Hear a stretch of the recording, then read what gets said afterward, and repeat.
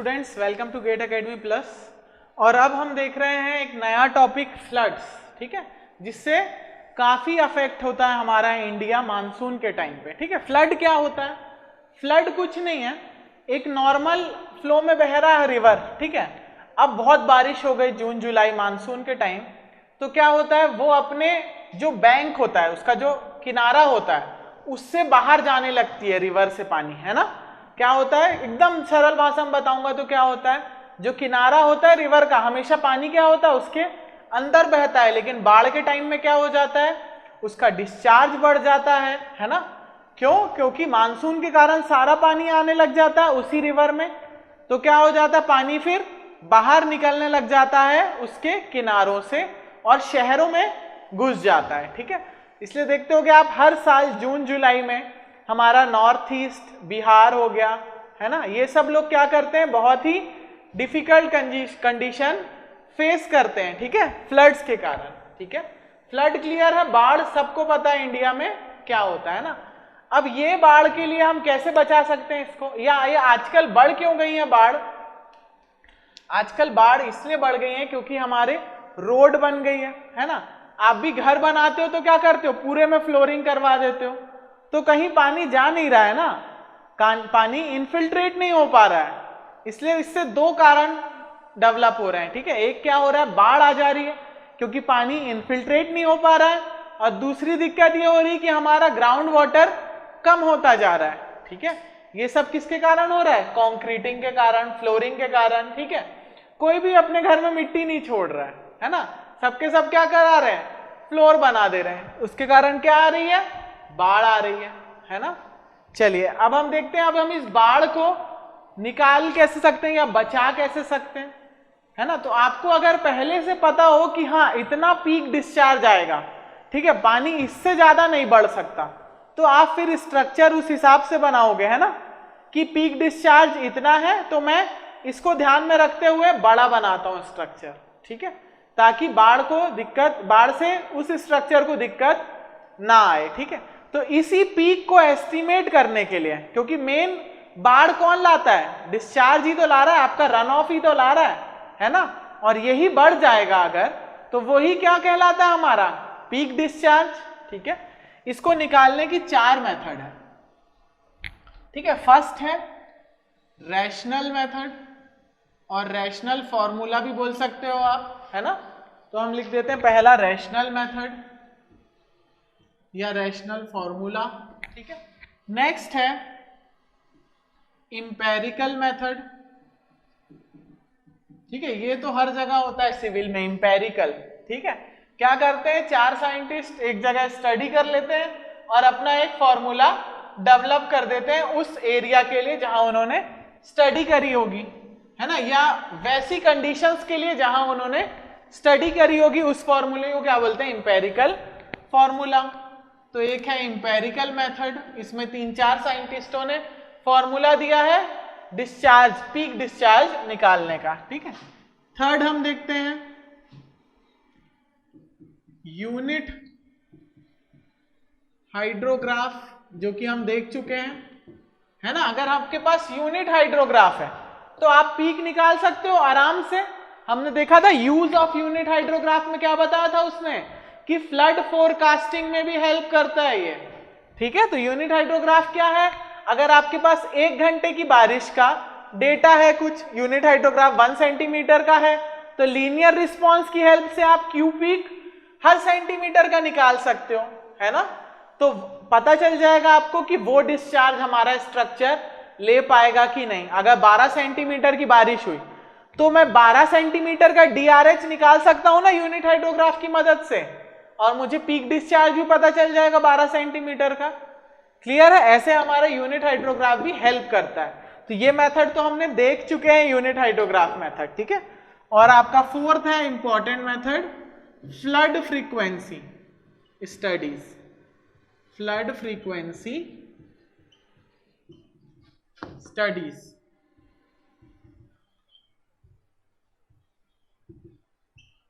ठीक है, रैशनल में एक फॉर्मूला आएगा एकदम जनरल सा, ठीक है, वो देखेंगे हम। इंपेरिकल में जो साइंटिस्ट ने बताया है फील्ड ऑब्जर्वेशन करके, वो फॉर्मूले देखेंगे। यूनिट हाइड्रोग्राफ मेथड हम देख चुके हैं। लास्ट हम देखेंगे फ्लड फ्रीक्वेंसी स्टडीज। ये क्या होता है, ये हम देखेंगे कि अलग अलग डाटा हमारे पास होता है, ठीक है। हर साल बहुत खतरनाक बारिश तो नहीं आती है, कुछ सालों में वो बारिश रिपीट होती है जो खतरनाक वाली होती है, ठीक है। उसकी प्रोबेबिलिटी लेके हम यहां से फ्लड की फ्रीक्वेंसी निकालेंगे, ठीक है। वो देखेंगे हम फोर्थ मेथड में। तो सबसे पहले स्टार्ट करते हैं हम किससे, रैशनल मेथड से, ठीक है। सबसे पहले हम स्टार्ट करते हैं यहीं पे रैशनल मेथड से, ठीक है।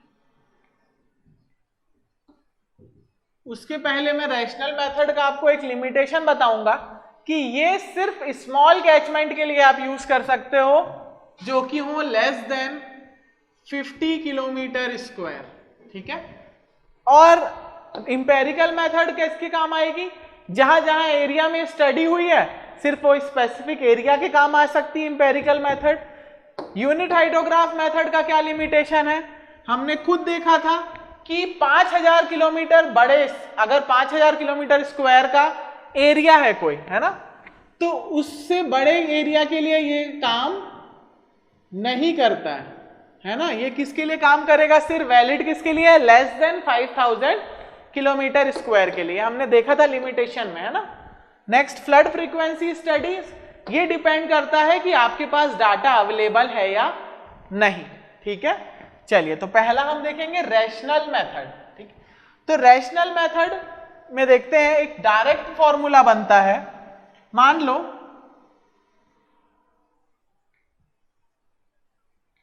ये कोई कैचमेंट है, ठीक है, इसमें कुछ पानी जा रहा है क्यू डिस्चार्ज से, ठीक है। अब ये पानी कहां से आ रहा है, बारिश के कारण ही आ रहा है, ठीक है। और ये एक चैनल है, ठीक है। तो इसमें पानी कौन सा जाएगा, इनफिल्ट्रेशन वाला पानी जाएगा क्या, नहीं। कौन जाएगा, सिर्फ रन ऑफ वाला पानी, है ना। कौन सा पानी जाएगा, सिर्फ रन ऑफ वाला पानी, रन ऑफ वाला पानी, ठीक है। तो अगर मैं बोल रहा हूं कि बारिश हो रही है, इसको ध्यान से समझना, ठीक है, आपको फॉर्मूला याद नहीं करना पड़ेगा। अगर मैं बोल रहा हूं बारिश हो रही है 2 mm पर आवर से, ठीक है, और जो मेरा रन ऑफ कोफिशिएंट है, एक नया टर्म बोल रहा हूं मैं, रन ऑफ कोफिशिएंट सी।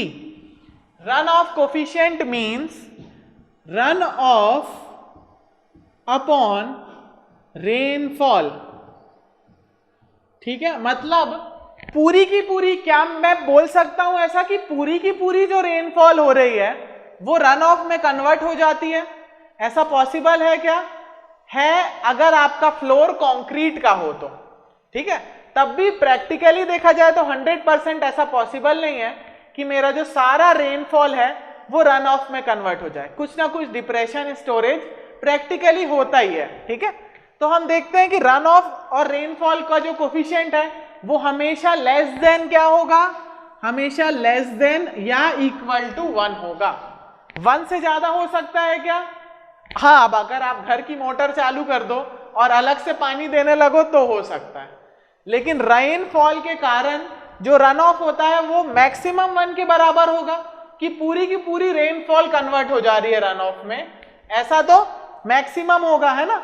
तो ये जो रन ऑफ कोफिशिएंट है वो क्लियर है सबको, क्या होता है, ये ratio of run of upon rainfall जो कि लेस देन 1 होता है या इक्वल टू 1 होता है, ठीक है। अब ये इसका एक टेबल भी है 7.1, आप देख सकते हो, है ना। के सुब्रमण्यम में 7.1 का टेबल है जिसमें अलग अलग एरिया के लिए अलग अलग रन ऑफ कोफिशिएंट गिवन है। वैसे आपको क्वेश्चन में भी गिवन होगा, ठीक है। तो रन ऑफ कोफिशिएंट सबसे ज्यादा किसका होगा, कोई रोड है ना, रोड क्या है, कंक्रीट हो गई। कोई इंडस्ट्रियल एरिया है, ठीक है, या अर्बन एरिया है, वहां पे क्या होगा, रन ऑफ कोफिशिएंट सबसे ज्यादा होगा, ठीक है। नेक्स्ट रन ऑफ कोफिशिएंट कम कहां होगा, फॉरेस्ट हो गया, कोई खेत हो गया, वहां पे क्या होगा, रन ऑफ कोफिशिएंट कम हो जाएगा क्योंकि सारा का सारा पानी, बहुत सारा पानी इनफिल्ट्रेट हो जाएगा। तो हमने क्या सीखा कि जितने ज्यादा पेड़ होंगे या जितना ज्यादा फॉरेस्ट होगा रन ऑफ कोफिशिएंट उतना ही ज्यादा होगा, ठीक है। क्लियर है रन ऑफ कोफिशिएंट। अब देखो मैं फॉर्मूला कैसे बना रहा हूं। बाढ़ क्या है, किसके कारण आती है, डिस्चार्ज के कारण या रन ऑफ के कारण बोल सकता हूं मैं। तो मुझे क्या निकालना है, पीक डिस्चार्ज। अगर मुझे पीक डिस्चार्ज निकालना है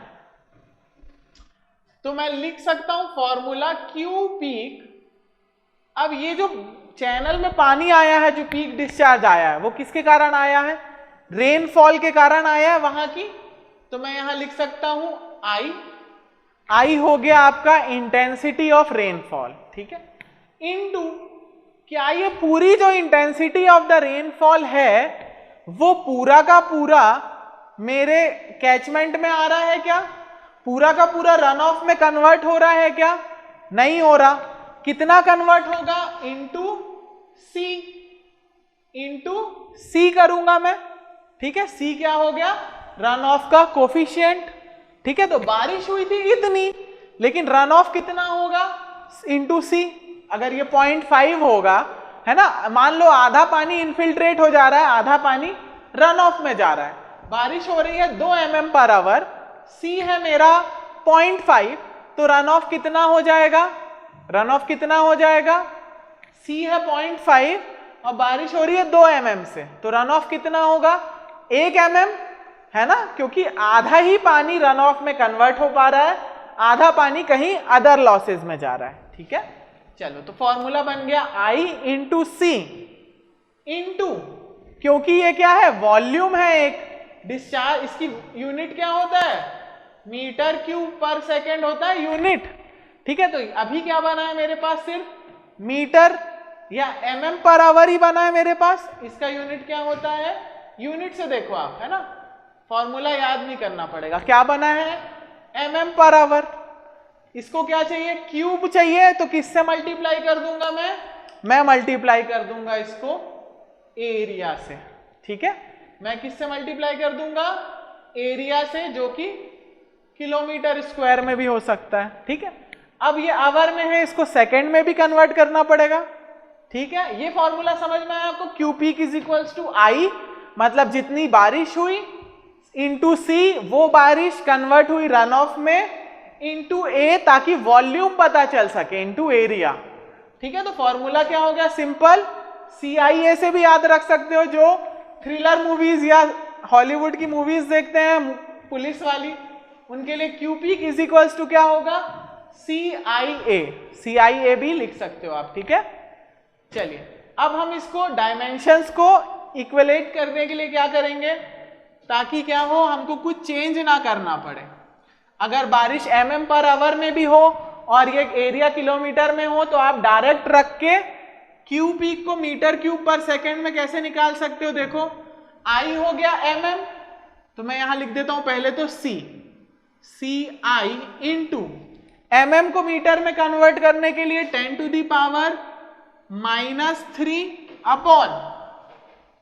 अपॉन क्या करूंगा मैं, आवर को सेकेंड में कन्वर्ट करने के लिए 60 इंटू 60, ठीक है, इंटू एरिया मीटर स्क्वायर में है, सॉरी किलोमीटर स्क्वायर में है, इसको मीटर में कन्वर्ट करने के लिए 10 टू दी पावर +6, ठीक है। अब देखो आप, अब क्या फॉर्मूला बन जाएगा, Q peak in metre cube पर second is equals to CIA divided by 3.6, आ रहा है आपके पास भी 3.6, देखो ये कैंसिल हो जाएगा, ये हो जाएगा 10 टू दी पावर 3, ठीक है। अब ये 10 टू दी पावर 3 का ये एक जीरो गया, ये एक जीरो गया, और हमने इसको मल्टीप्लाई कर दिया 0.-1 से, तो ये भी गया, तो ये आना चाहिए था 6 6 36, आया कितना है 3.6, ठीक है। तो इसमें आई क्या हो गया, आई हो गया intensity of rainfall, intensity of rainfall, ठीक है, आई क्या हो गया, इंटेंसिटी ऑफ रेनफॉल। नेक्स्ट देखता हूं सी क्या हो गया, सी हो गया कोफिशिएंट ऑफ रन ऑफ, और ए हो गया एरिया, ठीक है। यूनिट क्या लिख लेंगे, आई की यूनिट क्या होगी, अगर ये फॉर्मूला यूज कर रहे हो आप, अगर आप ये फॉर्मूला यूज कर रहे हो, ठीक है, ये हो गया आपका जनरल फॉर्मूला, ठीक है, ये मैंने क्या बताया, जनरल फॉर्मूला, ठीक है। जब आपका सब कुछ फिर मीटर में होना चाहिए, अगर ये वाला फॉर्मूला यूज कर रहे हो आप तो ये भी होना चाहिए आपका मीटर पर सेकेंड में और ये होना चाहिए मीटर स्क्वायर में। या तो आप पहले से कन्वर्ट कर लो सबको और फिर इस फॉर्मूले में रखो, या फिर ज्यादातर स्टैंडर्ड वैल्यूज किस में दी होती हैं, आई अगर mm पर आवर में दी होता है और एरिया हमारा किलोमीटर स्क्वायर में दिया होता है, तो उसके लिए ये फॉर्मूला है, ठीक है। ये फॉर्मूला इस डाटा के लिए है, याद रखना, ठीक है, और ये जनरल डाटा के लिए जनरल फॉर्मूला, ठीक है। चलिए अब एक छोटी सी चीज समझ लेंगे और उससे रिलेटेड एक फॉर्मूला भी देख लेंगे। हमने वो चीज पहले भी समझी थी लेकिन अभी भी समझ लेंगे, वो होता है TC, टाइम ऑफ कंसंट्रेशन। ये मैंने आपको पहले भी बताया था, टाइम ऑफ कंसंट्रेशन, TC।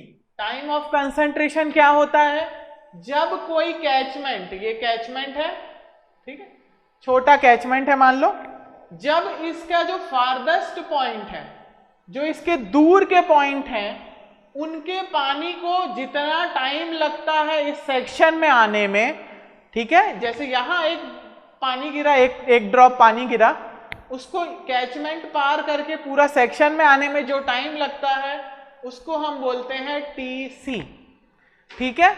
और देखो TC क्या होता है, टाइम ऑफ कंसंट्रेशन। अगर मेरा रेनफॉल ड्यूरेशन इससे ज्यादा हो गया, मान लो रेनफॉल का ड्यूरेशन D है, वो अगर TC से ज्यादा हो गया तो मेरे पानी जो होगा वो किस में बहेगा, ऑटोमेटिक पीक डिस्चार्ज पे चलेगा, ठीक है।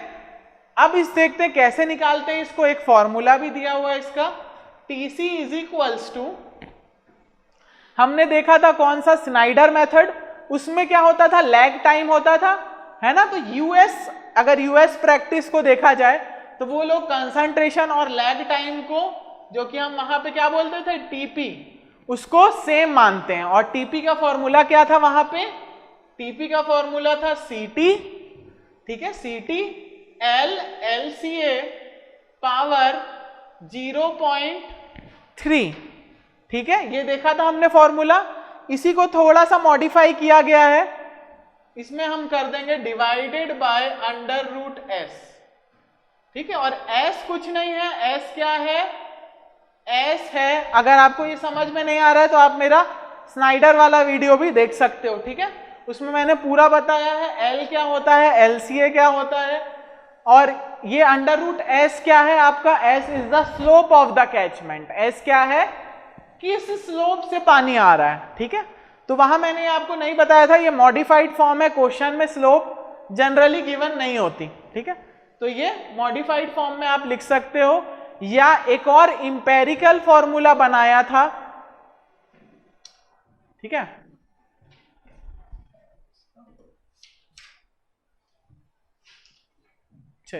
एक और इंपेरिकल फॉर्मूला बनाया था हम, किर्पिच ने, किसने बनाया था, किर्पिच, ठीक है। स्पेलिंग एक बार चेक कर लेते हैं, सही है अभी वैसे तो, है ना, स्पेलिंग है किर्पिच, ठीक है। किर्पिच इक्वेशन, किर्पिच इक्वेशन जिसमें हम डायरेक्ट TC भी निकाल सकते हैं। फॉर्मूला बहुत ही सिंपल था, देखो हमको आजादी कब मिली थी, कब मिली थी, 1947 में, ठीक है। इनटू क्या करोगे आप, L 0.77, ठीक है, इनटू S माइनस 0.385, ठीक है। S क्या है और L क्या है लिख लेते हैं। L है हमारा, L है मैक्सिमम लेंथ, मैक्सिमम लेंथ, ठीक है, और S है slope of catchment, slope of catchment, ठीक है। ये देखो पावर को भी एक ही याद रखो, दूसरा देखो अगर आप 0.77 को 2 से डिवाइड करोगे तो वो ऑटोमेटिक कितना आता है, 0.385 और सामने वाला हमारा इंडिपेंडेंट ईयर 1947, ठीक है। तो इससे आप फॉर्मूले को याद कर सकते हो, ये क्या है, एक इंपेरिकल फॉर्मूला है, ठीक है। तो किरपिच इक्वेशन क्लियर है। एल क्या है, मैक्सिमम लेंथ, जो लेंथ यहां से आने में लग रही है, ठीक है। इसके यूनिट भी लिख लेंगे, ये होगा आपका मीटर में, ठीक है। और इसमें जो टीसी आएगा वो किस में आएगा, वो आएगा मिनट में, ठीक है। इस फॉर्मूले से जब टाइम ऑफ कंसंट्रेशन निकलेगा तो किस में निकलेगा, मिनट में, ठीक है। अब एक बार और अच्छे से हम कोफिशिएंट को समझने के लिए, कोफिशिएंट ऑफ रन ऑफ को समझने के लिए एक क्वेश्चन देखते हैं, ठीक है। ये क्वेश्चन दिया हुआ है आपको निकालना है, ये क्या है, एक एरिया है, एक कैचमेंट है जिसमें 4 टाइप के लैंड है, ठीक है। एक ही कैचमेंट है, बहुत बड़ा सा मान लो, ये 4 भाग में बटा हुआ है, ठीक है, ठीक है। कुछ एरिया में मान लो 8 एरिया है, 8 किलोमीटर स्क्वायर में यहाँ पे रोड है, ठीक है। 8 हेक्टेयर एरिया में रोड है, आर से लिख दे रहा हूं मैं। कुछ लॉन है, ठीक है, इसको और छोटा कर लेते हैं अपन यहाँ पे। कुछ लॉन है जो कि कितना है, 17 हेक्टेयर में है, ठीक है। फिर कुछ इंडस्ट्रियल एरिया है, कितने हैं वो, आई से लिख देता हूं मैं इसको।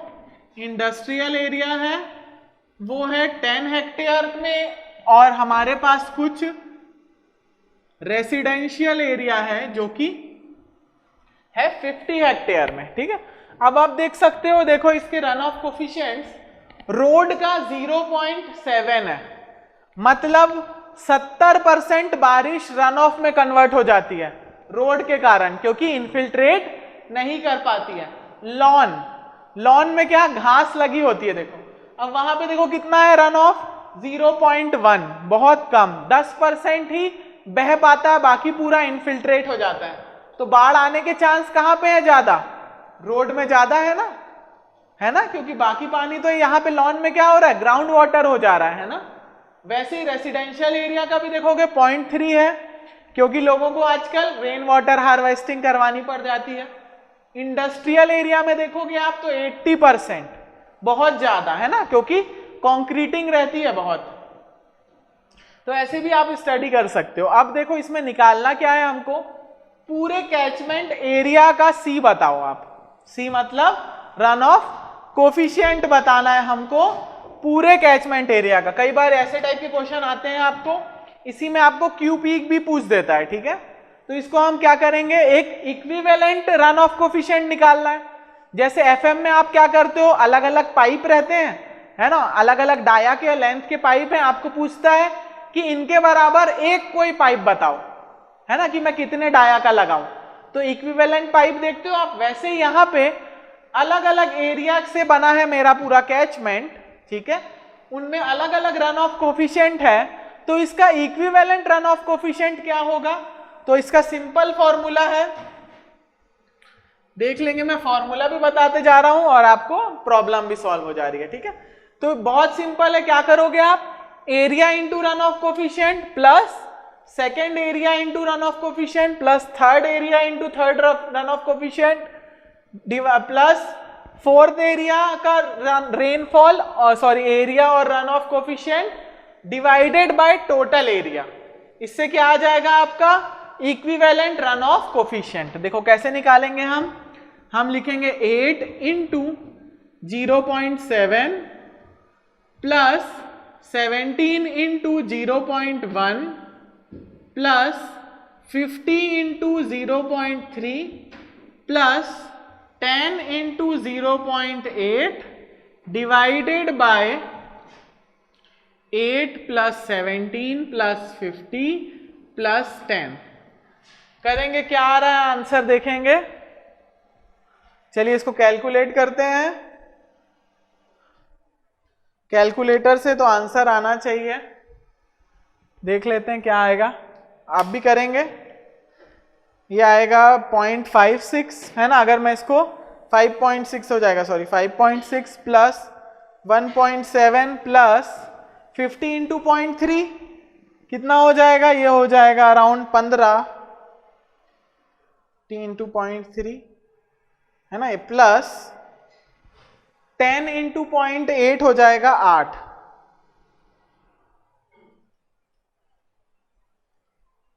डिवाइडेड बाय किससे करूंगा, total area 8 plus 50 plus 17 plus 10, ठीक है, ये आएगा आपका अराउंड 0.3565 आ गया मेरे पास क्या, इक्विवेलेंट रन ऑफ कोफिशिएंट, यही निकालना था, ये छोटा क्वेश्चन था, ठीक है, क्लियर है, सिंपल था। चलिए आइए नेक्स्ट एक और क्वेश्चन देखते हैं, ये बहुत अच्छा क्वेश्चन है, ठीक है, मैं इसको मिटा देता हूं, तब तक आप लोग वो वाला क्वेश्चन पढ़ेंगे नेक्स्ट वाला और ट्राई करेंगे कि कैसे बनेगा ये, ठीक है, ये वाला बन गया सबसे, है ना, ये वाला सिंपल था, नोट डाउन कर लेंगे एक बार पॉज करके, उसके बाद मैं इसको मिटा दे रहा हूं, ठीक है, नोट डाउन कर लेंगे पॉज करके। चलिए अब नेक्स्ट क्वेश्चन पढ़ेंगे, जो इस क्वेश्चन में कर चुके हैं, मैं तब तक इसको मिटा के आपके साथ ज्वाइन करता हूं, ठीक है। देखो क्वेश्चन क्या बोल रहा है, N urban catchment has an area of 0.85 kilometre square, मतलब इसमें हम रैशनल मेथड यूज कर सकते हैं, है ना।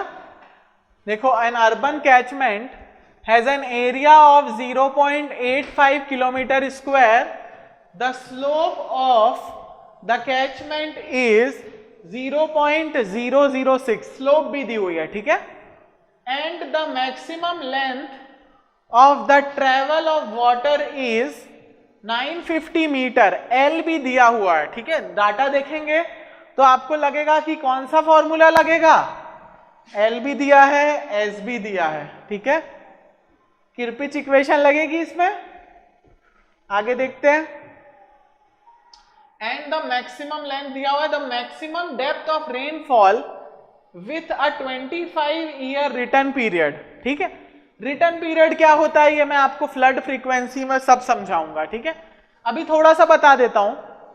रिटर्न पीरियड मतलब मान लो आज बारिश हुई 15 सेंटीमीटर की, ठीक है, एक दिन में 15 सेंटीमीटर बारिश हो गई, तो ऐसा कभी कभी होता है, 50 साल में एक बार, 25 साल में एक बार, ऐसा मान लो 25 साल पहले हुआ था, 1995 में हुआ था मान लो, ठीक है, कि एक दिन में 15 सेंटीमीटर बारिश हुई थी यहाँ पे, ठीक है, भिलाई में, ठीक है, मान लो ऐसा, तो रिटर्न पीरियड कितना हो गया, ये 25 साल का हो गया, दोबारा जब ऐसी 15 सेंटीमीटर की बारिश कब हुई, 25 साल के बाद, तो रिटर्न पीरियड क्या होता है, ऐसी बड़ी बड़ी बारिशें कब अपना पीरियड वापस आएंगी, उसको हम बोलते हैं रिटर्न पीरियड, ठीक है, इसको हम और अच्छे से समझेंगे आगे। तो हमको एक डाटा दिया है, ठीक है, 25 साल रिटर्न पीरियड की बारिश का, कि अगर ऐसी बारिश 5 मिनट गिरती है तो 17 mm डेप्थ आ जाती है, 10 मिनट गिरती है तो 26 मिनट हो जाता है, ठीक है, 26 mm बारिश हो जाती, सॉरी, 20 मिनट गिरती है तो 40 mm हो जाती है, 30 मिनट गिरती है तो 50 mm हो जाती है, ठीक है। तो अब क्या बोल रहे हैं, if a culvert from a drainage at the outlet of this area is to be designed for a return period of 25 years, तो सेम डाटा चाहिए हमको, मतलब क्योंकि 25 ईयर के रिटर्न पीरियड के लिए डिजाइन करना है, और ये 25 के रिटर्न पीरियड का दिया हुआ है मैक्सिमम डेप्थ ऑफ रेनफॉल, ठीक है, तो हमको इसी के लिए डिजाइन करना है, क्या निकालना है, estimate the required peak flow rate, ठीक है, मतलब क्यू पीक निकालना है, और assume C is equals to कितना है, 0.3, क्लियर है। तो अब हमको तो पता नहीं है कि कितने मिनट की बारिश हुई है, लिखा है क्या कहीं, कहीं नहीं लिखा है क्वेश्चन में, लेकिन मैंने यहां आपको एक चीज बताई थी टाइम ऑफ कंसंट्रेशन में, कि अगर बारिश टाइम ऑफ कंसंट्रेशन के बराबर या उससे ज्यादा होती है तभी तो पीक मिलता है ना। क्या होगा, आपका पूरा पानी जब यहां का यहां पे आने में कितना टाइम लगेगा, TC, है ना, तो जब ये पानी यहां से यहां पूरा आ जाएगा मतलब पीक आने लगी है ना, तो क्यू पीक के लिए टाइम कितना होना चाहिए, TC के बराबर या उससे ज्यादा, उसके बाद हमारा डिस्चार्ज मैक्सिमम ही रहेगा, ठीक है, चाहे जितनी देर बारिश हो, टाइम ऑफ कंसंट्रेशन के बराबर या उससे ज्यादा हो ड्यूरेशन तो हमारा पीक कांस्टेंट हो जाएगा, ठीक है। तो अब हमको क्या निकालना पड़ेगा, टाइम ऑफ कंसंट्रेशन। सबसे पहले क्या निकालना पड़ेगा, टाइम ऑफ कंसंट्रेशन, और इसका फॉर्मूला क्या है, लिखा हुआ है हमने 0.01947 इंटू एल लिखा है ना, ये एल है, मिट गया क्या, एल है ये एल, इसको लिख लेंगे एल। एल कितना है, एल की वैल्यू दी हुई है, देखो maximum length of travel of water is ये एल क्या है, ये एल यही है कि इस ड्रॉप को यहां तक आने में जो डिस्टेंस लगेगा वही क्या होगा, एल। तो L power 0.77 into S power minus 0.385, देख रहे हो इसका हाफ है, याद करने की जरूरत नहीं है। अब इसमें रखेंगे वैल्यू तो क्या आ जाएगा आंसर, इसकी जगह हम डाल देंगे 950 और s की जगह क्या दिया हुआ है हमको 0.006, ठीक है। अब इसको सॉल्व करेंगे, कितना आ रहा है 0.01947 इंटू 950 पावर 0.77 इंटू 0.006 माइनस 0.385, ये आएगा अराउंड 27.4 मिनट्स, ठीक है। कितना आ रहा है 7.4 मिनट्स। तो ये किसके बीच में आ रहा है, अब हमको इंटरपोलेशन करना पड़ेगा क्योंकि हमको डेप्थ ऑफ रेनफॉल नहीं पता था, है ना, कि कितनी देर हुआ है, तो डेप्थ तो जरूरी है ना, या तो डेप्थ चाहिए या फिर ये आई चाहिए, है ना। तो हमारे पास डेप्थ आ गई है, इंटेंसिटी भी कहीं नहीं दी है, डेप्थ हमारे पास कितनी आ गई है, देखो 40 से 50, देख रहे हो आप, अगर ड्यूरेशन 20 से 30 के बीच में होता है तो डेप्थ 40 से 50 होती है। तो यहां पे आप इंटरपोलेट करोगे, वैसे इंटरपोलेट करने की भी जरूरत नहीं है क्योंकि सेम है, देखो 10 मिनट अगर चेंज हो रहा है तो डिस्चार्ज भी 10 mm की डेप्थ में चेंज हो रहा है, तो इंटरपोलेशन बहुत ईजी हो गया है, ठीक है। निकाल लेंगे रेनफॉल डेप्थ, वो टेबल से निकालेंगे। तो क्या करेंगे, इंटरपोलेट करते हैं हम, सिंपल। कैसे इंटरपोलेट करोगे, 50 माइनस 40 डिवाइडेड बाय 10, ठीक है, जो कि आएगा 1, है ना, इनटू ये 20 से कितना ज्यादा है, 7.4 टाइम्स 7.4 ज्यादा है, प्लस 40, ऐसे ही करते हैं हम इंटरपोलेट। देखो 40 के बाद कितना है, 7.4 मिनट्स आगे है ये, है ना, तो ये ऑटोमेटिक आ जाएगा कितना, 47.4, सिंपल, ठीक है, 47.4 mm, ठीक है। अब आ चुका है रेनफॉल डेप्थ, आ चुकी है आपके पास। अब हम क्या निकालेंगे, डायरेक्ट क्यू पीक, क्योंकि बाकी सब कुछ दिया है, एरिया भी दिया हुआ है, ठीक है, देखो ये भी दिया है सी, और अब रेनफॉल की डेप्थ भी दी हुई है, ठीक है। चलो आगे देखते हैं, सॉल्व करते हैं इसको।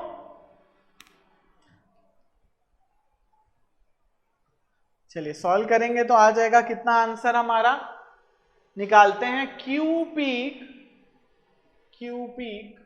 इज इक्वल्स टू सी, कितना है, फॉर्मूला क्या होता है, सी आई ए, ठीक है, सी आई ए डिवाइडेड बाय अभी हम कुछ नहीं करते क्योंकि हमको अभी यूनिट नहीं पता, हम किस यूनिट में लेंगे, ठीक है, तो अभी हम कुछ नहीं कर रहे हैं, ठीक है।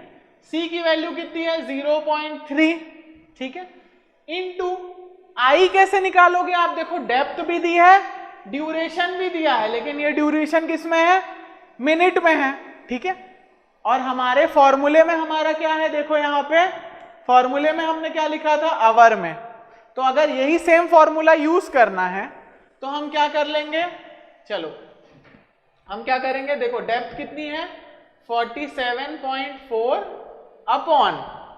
अपॉन में क्या कर दूंगा, मिनट्स कितने आए हैं 27.4 इंटू आवर में चाहिए है तो इसको डिवाइड कर दो 60 से, ठीक है, और मल्टीप्लाई कर दो 3.6 से, ऐसा जो हमने किया, इनटू एरिया कितना है 0.85। चलो इसको कैलकुलेट करेंगे तो आंसर आएगा कितना हमारे पास, कैलकुलेट कर लेते हैं इसको।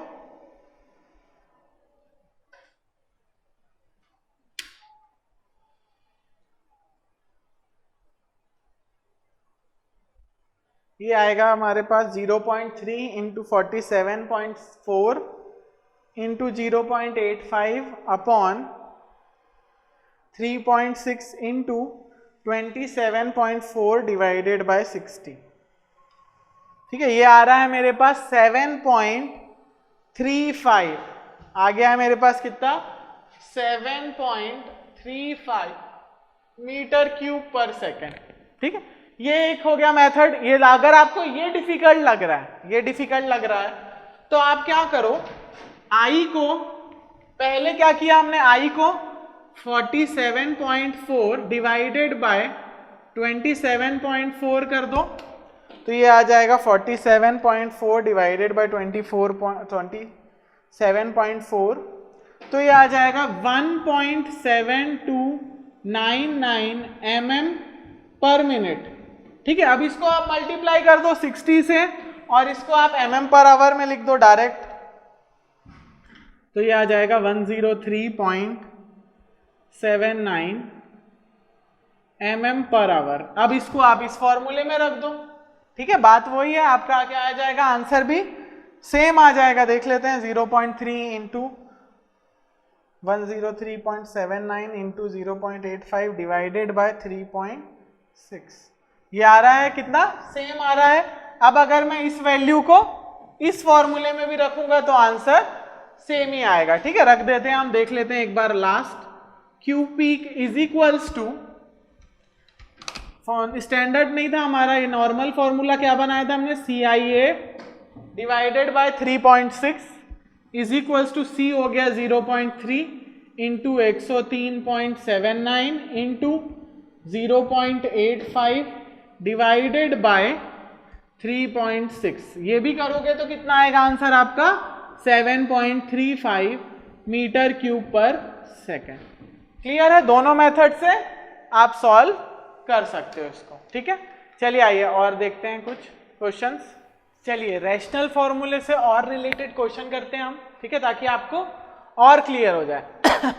ठीक है, जिनको आ गया है वो पॉज करके बनाने की कोशिश करेंगे, बाद में आंसर चेक कर लेंगे। ठीक है, a catchment of area 120 hectares. ठीक है, एरिया गिवन है कितना, एरिया गिवन है 120 हेक्टेयर्स। चलिए, टाइम ऑफ कंसंट्रेशन दिया है 30 मिनट्स। ठीक है, and run of coefficient of 0.3। ठीक है, रन ऑफ कोफिशिएंट कितना है, 0.3। Storm duration is 45 minutes and resulting 3 centimetre rainfall. ठीक है, तो इंटेंसिटी में लिख सकता हूं डायरेक्ट 3। अगर हमको ये फॉर्मूला लगाना है, Q is equals to CIA upon 3.6, तो मुझे इसको mm में कन्वर्ट करना पड़ेगा। नहीं तो मैं तो क्या कहा चाह रहा हूं कि मैं डायरेक्ट CIA का फॉर्मूला लगाऊं और यूनिट्स को अपने हिसाब से रखूं। ठीक है, लेकिन आपका क्यू पीक हमेशा किस में आना चाहिए, मीटर क्यूब पर सेकेंड में। ठीक है, ठीक है, इसमें बोला था किस में निकालना है, मीटर क्यूब पर सेकेंड में। ठीक है, जनरली यही इसी में हम निकालते हैं। ठीक है, तो हम क्या करेंगे, हमको चाहिए मान लो सेंटीमीटर पर आवर में भी चलेगा। ठीक है, तो क्या कर रहा हूं मैं, 3 divided by 45, sorry 3 divided by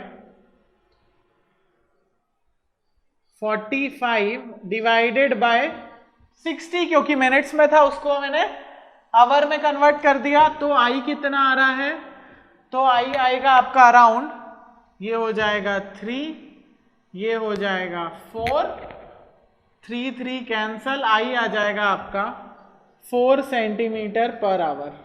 clear है, अब इसको मैं ये वाले फॉर्मूले में रखूंगा।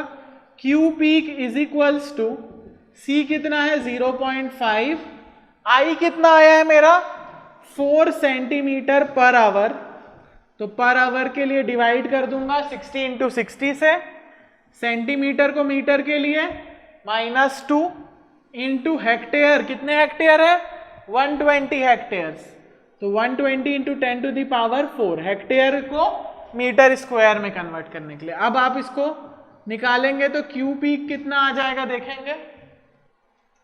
ठीक है, तो मैं ये पूरा कैंसिल कर दे रहा हूं। ठीक है, अब हम डायरेक्ट निकालते हैं, कितना आएगा आंसर देख लेते हैं। ये आना चाहिए around 4 into 0.5 into 120 divide by 36।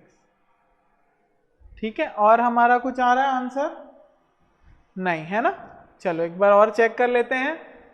Run of coefficient कितना था 0.3 था, मैंने यहाँ पे 0.5 लिख दिया था, सॉरी, है ना। अब चेक करते हैं, अब आंसर मेरा कितना आ रहा है, पहले गलत आ गया था, अब चेक कर लेते हैं। अब आ रहा है 4 मीटर क्यूब पर सेकेंड। ठीक है, तो आंसर आ चुका है हमारा कितना 4 मीटर क्यूब पर सेकेंड। ठीक है, मिल गया, सिंपल था। या तो आप क्या करो, मैं जैसा करता हूं, मैं Q = CIA लगाता हूं, उसके बाद सबको मीटर में कन्वर्ट कर देता हूं और आवर को सेकंड में। ठीक है, स्टैंडर्ड फॉर्मूला लगाना हर बार आपके लिए पॉसिबल नहीं है। ठीक है, चलिए आगे देखते हैं नेक्स्ट क्वेश्चन। ये भी बहुत कुछ सिमिलर है जो हमने पहले बनाया था। ठीक है, तो जो इनको ट्राई करना है अपने मन से तो वो इसको पॉज करके ट्राई कर सकते हैं। ठीक है, देखेंगे information of 50 year storm is given below. ठीक है, 50 साल के स्टॉर्म की दिया हुआ है जो 50 साल बाद वापस आता है। 15 मिनट में कितनी बारिश कराता है 40 mm, 30 मिनट में 60, 45 मिनट में 75, 60 में 100, 180 मिनट में 120 mm बारिश कर देता है वो। ठीक है, अब हमको क्या करना है, एक कलवर्ट डिजाइन करना है जो कितने एरिया का हो, जो कैचमेंट एरिया कितना संभाल सके 200 hectare. Okay, maximum length of travel is 1.25 kilometers. The general slope of the catchment is 0.001 and its runoff coefficient is 0.2. Estimate peak flow for designing the culvert for a 50-year period. ठीक है, तो सबसे पहले हमको क्या निकालना पड़ेगा कि भाई कितने घंटे की बारिश हुई है ना, या मुझे पीक चाहिए। तो पीक कब आता है, जब टाइम ऑफ कंसंट्रेशन के बराबर बारिश हो, है ना। तो पीक की तो निकालना है हमको, क्योंकि डिजाइन करना है कलवर्ट, तो पीक ही निकालना है। तो मैं टाइम क्या लूंगा, टाइम और ड्यूरेशन ऑफ रेनफॉल क्या लूंगा, टाइम ऑफ कंसंट्रेशन। ठीक है, और टाइम ऑफ कंसंट्रेशन निकालने का फॉर्मूला क्या था हमारे पास, TC = किर्पिच इक्वेशन से क्या निकाला था हमने 0.0147 L power 0.77 into S power -0.385।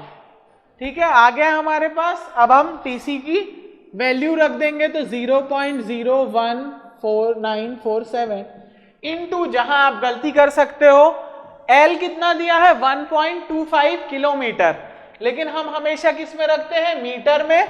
अगर हमको TC किस में चाहिए, मिनट में, तो हमने रख दिया इसको मीटर में 1250 पावर 0.77 इंटू स्लोप कितना है, स्लोप है मेरे पास 0.001 पावर -0.385। चलिए कैलकुलेटर से कैलकुलेट करते हैं, तो ये आना चाहिए अराउंड, देख लेते हैं कितना आ रहा है, 0.01947 इंटू 1250 पावर 0.77 इंटू 0.001 पावर -0.385, ये आ रहा है 67.45 मिनट्स। कितना आ रहा है TC 67.45 मिनट। ठीक है,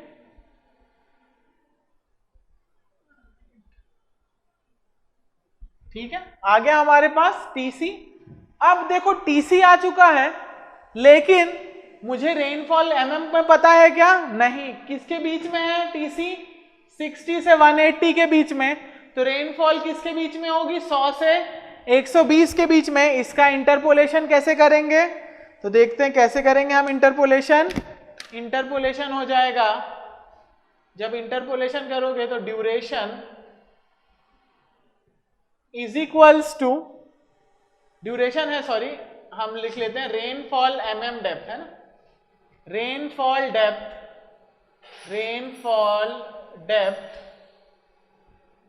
इज इक्वल्स टू क्या, कैसे करेंगे हम? देखो सबसे पहले लिखेंगे 120 है ना, कितना चेंज हो रहा है? तो 120 माइनस 100 चेंज हो रहा है, कितने में चेंज हो रहा है?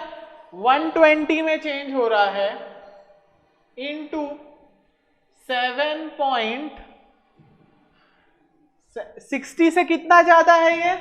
7.45 ज्यादा है ना, तो 7.45, यहां पे 120 कैसे आएगा? देखो 180 माइनस 60 वैसे आएगा 120, ठीक है, प्लस ये 100 से तो ज्यादा ही आएगा जो भी वैल्यू आएगी, ठीक है। अब इसको कैलकुलेट करोगे आप तो आएगा answer 20 divide by 120 into 7.45 plus 100, ये आएगा आपका 101.242 mm, ठीक है। आ गई डेप्थ हमारे पास, और ये कितनी देर में आई है? ये कितनी देर गिरा है? 67.45 मिनट्स, ठीक है। तो अब मेरे पास हेक्टेयर में एरिया है, ठीक है, mm और मिनट में इंटेंसिटी भी है मेरे पास, ठीक है। चलिए तो अब आगे सॉल्व करते हैं हम। तो आई इंटेंसिटी कितनी हो जाएगी? इंटेंसिटी हो जाएगी 101.242 अपॉन 67.45 डिवाइडेड बाय 60। आवर में निकाल रहा हूं मैं, mm पर आवर में कितना हो जाएगा? 101.124 अपॉन 67.45 डिवाइडेड बाय 60, ये आ जाएगा 90.06 mm पर आवर, ठीक है। अब हम इसको सॉल्व करते हैं और क्या निकालेंगे? डायरेक्ट हम निकालेंगे क्यू पीक, ठीक है। डायरेक्ट क्या निकालेंगे हम? क्यू पीक, ठीक है। क्यू पीक क्या हो जाएगा? फॉर्मूला C कितना था? C गिवन है मुझे, C कितना है? 0.2 है, तो 0.2 into 90.06 sorry into 90.06 into CI A कितना है? A है 200 हेक्टेयर, तो इसको मीटर में अगर कन्वर्ट करेंगे तो यहां लिख देते हैं -3, पहले mm को मीटर में कन्वर्ट करने के लिए, उसके बाद हेक्टेयर को मीटर में कन्वर्ट करने के लिए 10 का पावर 4 डिवाइडेड बाय 60 इंटू 60, ताकि आवर किस में कन्वर्ट हो सके? सेकेंड में। चलो आगे देखते हैं आंसर कितना आ रहा है। 6 इंटू 2000 बाय 60 इंटू 60, ठीक है। आंसर आएगा मेरे पास Q peak is equals to 10 metre cube पर सेकेंड, ठीक है। आ गया है क्यू पीक। यही पूछा था आपको, सिंपल था क्वेश्चन, वैसे ही था जैसे पुराना वाला था। अब देखते हैं थोड़ा सा डेंजर क्वेश्चन, ठीक है। लिखेंगे, डेंजर नहीं है, कॉन्सेप्ट दूंगा एक यहाँ पे बहुत अच्छा, देखेंगे। A basin is divided by 1 hour isochrones. Isochrone क्या होता है? बताया था मैंने, आइसोक्रोन क्या होता है? आइसोक्रोन वो लाइन होती है जो उन पॉइंट्स को टच करती है जिनका सेम टाइम ऑफ कंसंट्रेशन होता है, ठीक है। ये उन लाइंस को टच करती है, उन पॉइंट्स को टच करेगी जहां से अगर पानी सेम टाइम लेता है सेक्शन तक आने में, ठीक है। तो ये वो पॉइंट्स हैं, वो लाइन है जो सेम पॉइंट्स को टच कर रही है जिनका सेम टाइम ऑफ कंसंट्रेशन है, ठीक है। इनटू 4 सब areas of size 200, 250, 350 and 170 hectares from the up stream and, ठीक है, जहां पे हम मेजर कर रहे हैं वहां से, of the outlet respectively. A rainfall event of 5 hour duration with intensity of 1.7 centimeter per hour for first 2 hours. पहले 2 घंटे कितनी बारिश हुई है? 1.7 सेंटीमीटर, ठीक है। और नेक्स्ट 3 आवर में कितनी बारिश हुई है? 1.25 सेंटीमीटर पर our, occurring uniformly over the basin, assuming constant run of coefficient is 0.5, estimate peak rate of run of, ठीक है। तो इसको कैसे सॉल्व करेंगे हम? देखो इसमें हम बना लेते हैं एरिया, अलग अलग एरिया है और ये क्या है? 1 आवर आइसोक्रोन से डिवाइड हुए हैं, ठीक है। मतलब जो पहला वाला आइसोक्रोन है, देख लेते हैं पहले, इसको समझ लेते हैं, ठीक है। चलो यहाँ पे आई होप आपने ये वाला बना लिया होगा, है ना। इसको समझेंगे हम। आइसोक्रोन्स की लाइन है कैसी?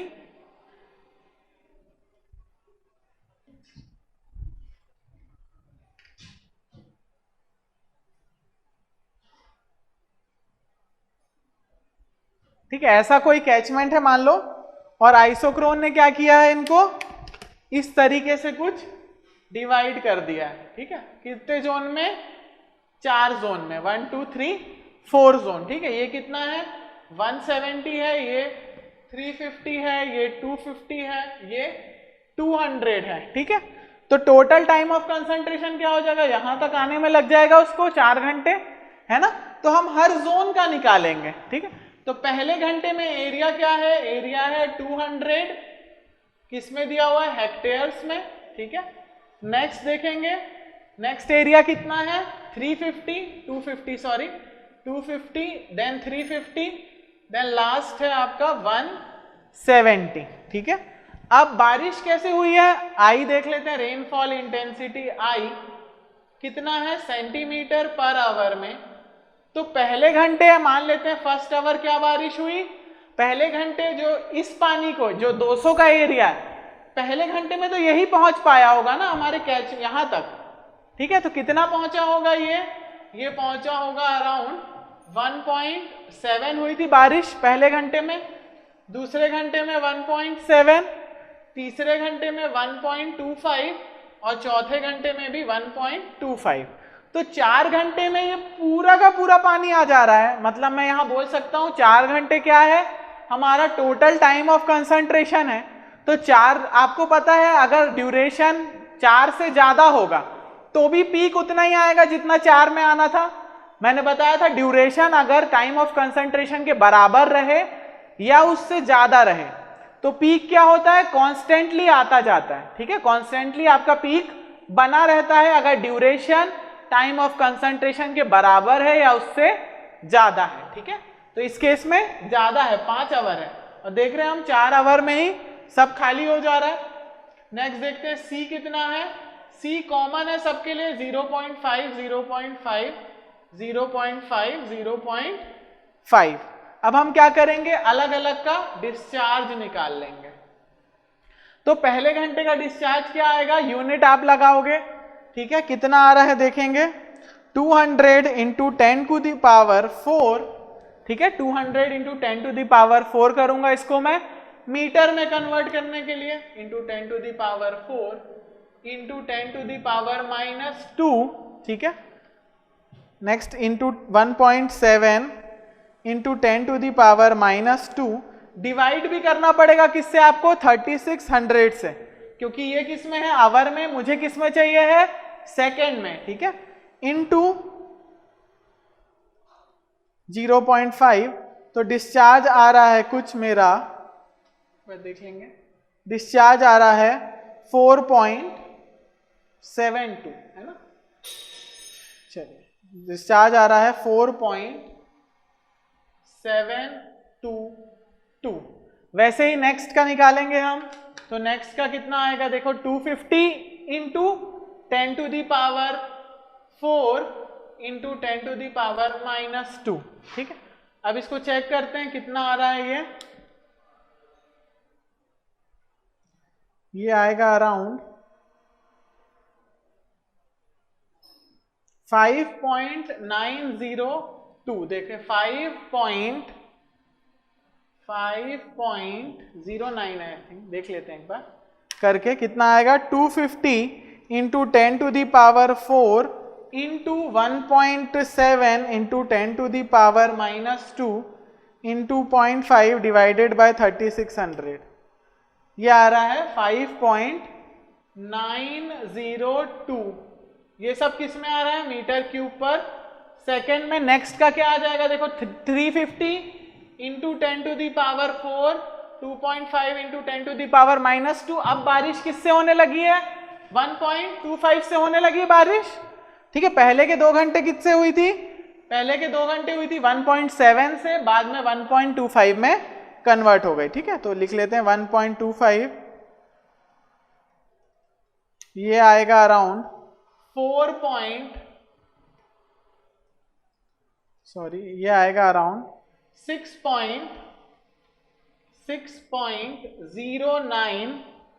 सॉरी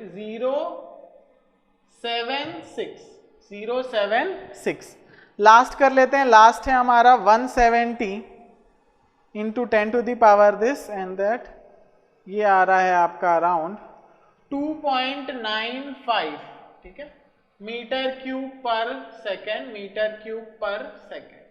अब हम क्या करेंगे, ये सबको ऐड कर देंगे, वही क्या होगा हमारा? क्यू पीक, ठीक है।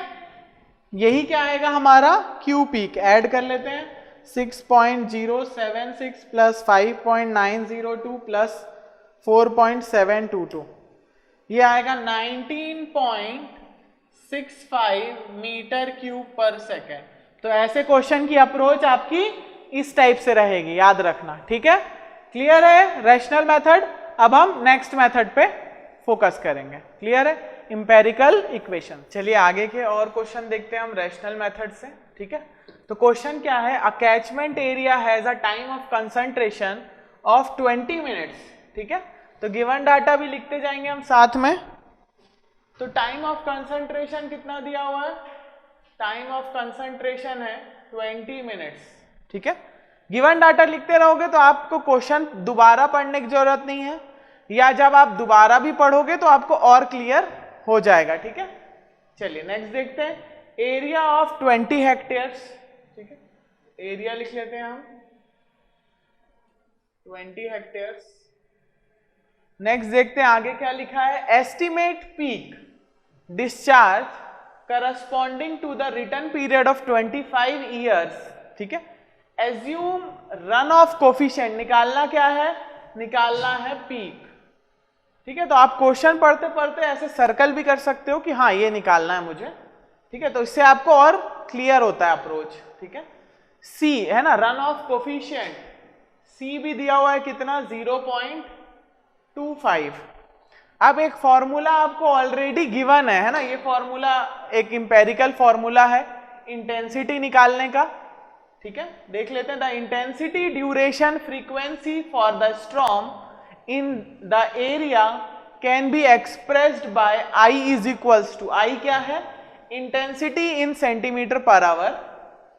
के क्या है? के कांस्टेंट है, के कांस्टेंट है, एक्स कांस्टेंट है, ए कांस्टेंट है और एन कांस्टेंट है, ठीक है। ये सब कांस्टेंट है। टी क्या है? Return period. तो कौन से रिटर्न पीरियड की इंटेंसिटी चाहिए हमको? लिखा है आपको 25 ईयर्स, ठीक है। इसमें आप क्या निकाल सकते हो? मैक्सिमम इंटेंसिटी, ठीक है। लिखा है ना आपको, area that can be expressed by I, maximum intensity जो 25 ईयर में रिटर्न होगा, जो रेनफॉल है ना, उसके कारण जो पीक आएगा उसकी इंटेंसिटी हम किससे निकाल लेंगे? इस फॉर्मूले से। के की वैल्यू दी हुई है आपको कितनी? 6.93, एक्स दिया हुआ है 0.189, ए दिया है 0.50 और एन दिया है 0.878, ठीक है। और डी क्या है? डी है duration of the storm in hours. तो कितना है हमारा ड्यूरेशन? हमारा ड्यूरेशन है 20 मिनट्स। तो डी की जगह क्या रखोगे आप? डी की जगह मैं रखूंगा 20 डिवाइडेड बाय 60, क्योंकि आवर्स में लिखना है हमको, ठीक है। हम मिनट्स में नहीं लिख सकते, लिखा है ना आवर्स में लिखना है, ठीक है। चलो अब हम इसमें क्या करते हैं, सबसे पहले हम निकालेंगे आई, क्योंकि हमको पता है क्यू पीक का फॉर्मूला क्या होता है, Q peak is equals to C I है ना, Central Intelligence Agency, C I है, ठीक है। तो अब मेरे पास सी है, ए है, आई नहीं है, ठीक है। तो अब हम क्या करेंगे, आई रखेंगे यहां पे, फॉर्मूला क्या है आई का? फॉर्मूला है आई का I इज इक्वल्स टू के टी डी प्लस ए पावर n और इसके पावर में x, ठीक है। अब मैं k की वैल्यू रख देता हूं। k की वैल्यू कितनी दी हुई है मेरे पास?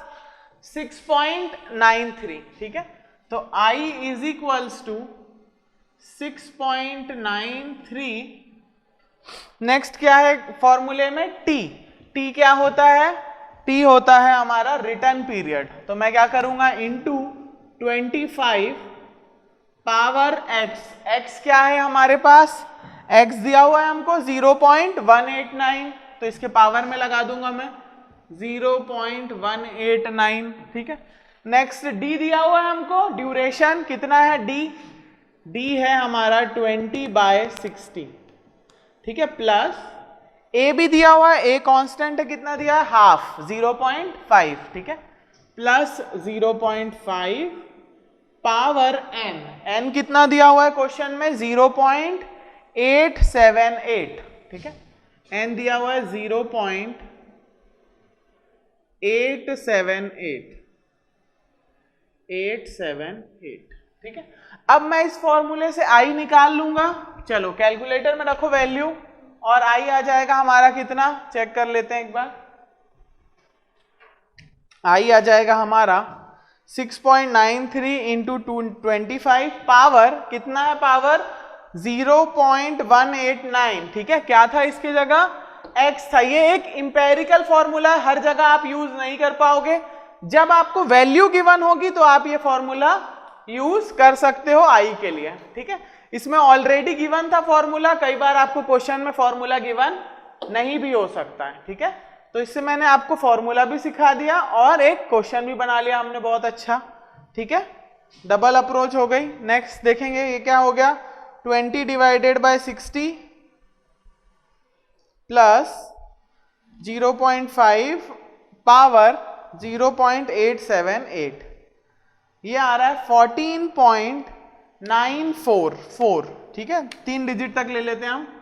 14.944 सेंटीमीटर पर आवर, है ना। हमने लिखा था यहाँ पे, देखो लिखा था हमने कि आई किसमें आएगा? सेंटीमीटर पर आवर में आएगा, ठीक है। चलो आगे देखते हैं। अब हम क्या निकालेंगे? अब हम निकालेंगे क्यू पीक, ठीक है। क्यू पीक निकाल लेंगे अब हम। क्यू पीक का फॉर्मूला क्या है? CIA, है ना। और हमने जो फॉर्मूला बनाया था उसको भी यहां रख सकते हैं, लेकिन फिर ये किलोमीटर में नहीं है तो चेंज तो करना ही पड़ेगा, इसलिए हम डायरेक्ट में CIA का यूज करता हूं। तो C हो गया 0.25, I हो गया 14.944, लेकिन ये किस में है? सेंटीमीटर में है, और मुझे क्यू पीक किस में चाहिए है? मीटर क्यूब पर सेकेंड में, ठीक है। तो यूनिट का बहुत ध्यान रखेंगे, इसको मीटर में कन्वर्ट करूंगा तो क्या हो जाएगा? इंटू 10⁻⁻², ठीक है।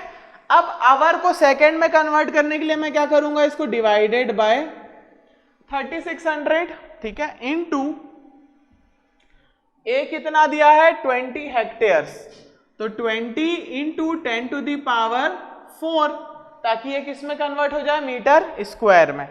चलो अब इसको सॉल्व करेंगे तो आंसर आ जाएगा हमारे पास 0.25 into 14.944 into 10⁻⁻² divided by 3600 into 20 into 10⁻⁴, ठीक है। और ये आ रहा है आपके पास 0.2075 मीटर क्यूब पर सेकेंड, ठीक है। 5 आ रहा है, आप इसको और दो डिजिट में अगर लाना चाहोगे तो 2.08 मीटर क्यूब पर सेकेंड, ठीक है। आगे हमारा आंसर। चलो अब नेक्स्ट क्वेश्चन देखते हैं। नेक्स्ट क्वेश्चन बहुत अच्छा है ना।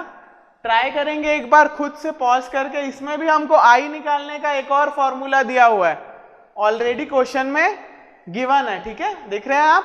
चलो क्वेश्चन पढ़ते हैं, क्या बोल रहा है क्वेश्चन। तो क्या इसको नोट कर लेंगे पहले अच्छे से, क्योंकि मैं इस क्वेश्चन को बनाने के लिए इसको मिटा दूंगा, ठीक है। तो एक बार पॉज करके नोट कर लेंगे, कहीं डाउट होगा तो देख लेंगे, ठीक है। चलिए आइए इधर देखेंगे नेक्स्ट क्वेश्चन। अब 500 hectare watershed has the land use और कवर। लैंड यूज मतलब क्या होता है, मैंने आपको बताया था हाइड्रोग्राफ में एक फैक्टर होता है लैंड यूज। लैंड यूज मतलब आप वो लैंड को कैसे यूज कर रहे हो या वो लैंड कैसे कवर है, मतलब या तो वो कॉन्क्रीटेड लैंड है, ठीक है, या उसमें फॉरेस्ट लगा हुआ है, ठीक है। कैसे अफेक्ट करता है लैंड यूज, मैंने आपको बताया भी था हाइड्रोग्राफ में, एक बार फिर से बता रहा हूं कैसे अफेक्ट करता है लैंड यूज। ये रन ऑफ को कम या ज्यादा कर सकता है, ये हमारा डिस्चार्ज बढ़ा या घटा सकता है, जो हम इस क्वेश्चन में देखेंगे कि कैसे आजकल ज्यादा बाढ़ आ रही है, किसके कारण, सिर्फ रन ऑफ कोफिशिएंट बढ़ जाने के कारण, ठीक है। और रन ऑफ कोफिशिएंट कैसे बढ़ जाता है, ऑब्वियसली अगर आप प्लांट्स कट कर दोगे, ट्री कट कर दोगे, तो पानी अंदर नहीं जा पाएगा सॉइल के और ऊपर ऊपर से ही बह के निकल जाएगा, जिससे आपको पानी की भी कमी हो जाएगी और हमारा बाढ़ आने का भी चांस है। इसलिए ज्यादा से ज्यादा पेड़ लगाओ, ठीक है, क्लियर है। चलिए, land use and cover and corresponding runoff coefficient as given below, ठीक है। तो अब इसमें क्या है, देखो हमने क्या निकाला था, एक इक्विवेलेंट रन ऑफ कोफिशिएंट निकाला था, हमने सिखाया था मैंने आपको सबसे पहले क्वेश्चन में, तो वही अप्रोच लेनी है। यहाँ पे क्या दिया है, लैंड यूज अलग अलग है, एक टाइप का नहीं है लैंड, ठीक है। 250 हेक्टेयर में क्या है, फॉरेस्ट है, 50 हेक्टेयर में कोई लॉन है, मतलब घास है समझ लो, 200 हेक्टेयर में कल्टीवेटेड एरिया है, मतलब यहाँ पे क्या होती है, खेती होती है। तो आप देख रहे हो फॉरेस्ट का रन ऑफ कोफिशिएंट 0.1 होता है, बहुत कम, सिर्फ 10% पानी बह रहा है। तो अब जितनी भी बारिश हो जाए 10% पानी ही तो बह रहा है, तो बाढ़ आने के चांस कम हो जाते हैं अगर आप ज्यादा से ज्यादा फॉरेस्ट लगाओ, जंगल लगाओ तो, ठीक है। चलिए नेक्स्ट हम देखते हैं, लॉन का भी बहुत कम है, लेकिन कल्टीवेटेड लैंड का 0.30 है एज कंपेयर टू पेवेड रोड्स या फिर कंक्रीट, ये बहुत कम है, ठीक है, ये बहुत कम है, वो 0.9 0.8 भी हो जाता है, ठीक है। तो सबसे पहली अप्रोच हमको क्या करना है, इसमें रन ऑफ कोफिशिएंट निकालना है, इक्विवेलेंट रन ऑफ कोफिशिएंट, ठीक है।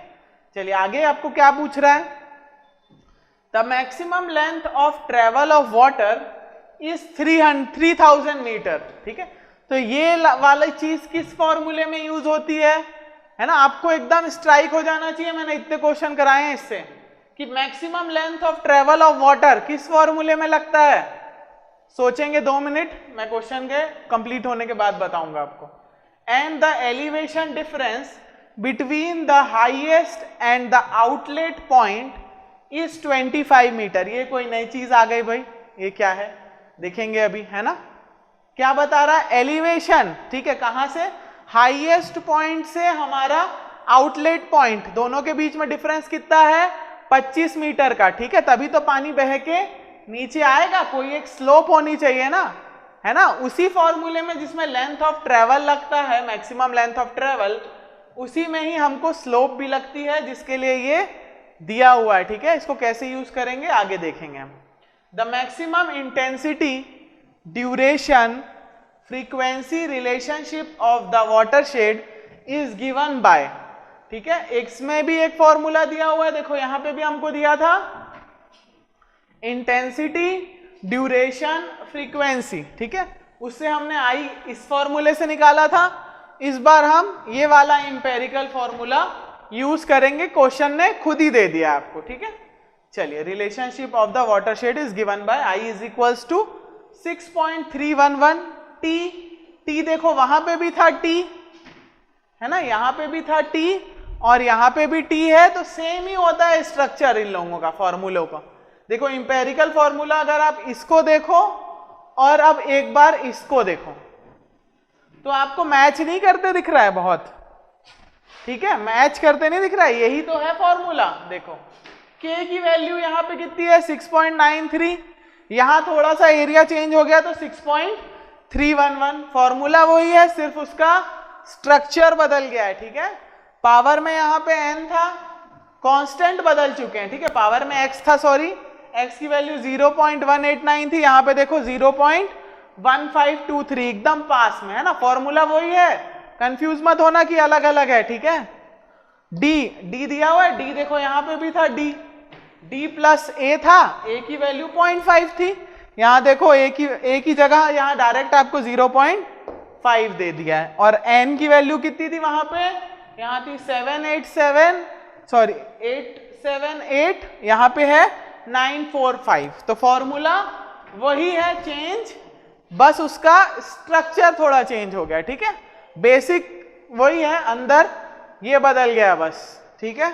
जैसे गाड़ी के मॉडल आ जाते हैं ना, कोई टॉप मॉडल हो गया है ना, कोई लोअर मॉडल हो गया, तो ये टॉप मॉडल है, इसमें आपको ऑलरेडी सब चीज पहले से ही दे दी है, ठीक है, उसमें हमको अलग से दिया था, ठीक है, बात वही है। चलो आ जाओ नेक्स्ट। अब क्या बोल रहा है, टी क्या है, रिटर्न पीरियड, आई है सेंटीमीटर पर आवर में, और ड्यूरेशन ऑफ द रेनफॉल भी दिया हुआ है, ये किस में होगा, आवर में, लिख देता हूं मैं यहां पे इन आवर्स, ठीक है, इन आवर्स। चलो अब आपको सबसे पहली चीज क्या निकालनी है, estimate the 25 year peak run of from the watershed, watershed means catchment area, ठीक है, और कुछ नहीं है। तो पहला क्वेश्चन तो सिंपल है, क्या करना है, जैसा अप्रोच यहां पे लिया था वही अप्रोच करनी है हमको, पहले क्या निकालना है, आई निकालना है, ठीक है, लेकिन यहां पे एक एडिशनल पॉइंट है, आपको सी यहां पे दिया हुआ था 0.25, लेकिन इस केस में हमको सी क्या निकालना पड़ेगा, इक्विवेलेंट रन ऑफ कोफिशिएंट निकालना पड़ेगा, ठीक है। चलो दूसरा क्वेश्चन क्या बोल रहा है, दूसरा क्वेश्चन चलो हम बाद में करेंगे, सबसे पहले हम पहला क्वेश्चन सॉल्व करते हैं, ठीक है। चलो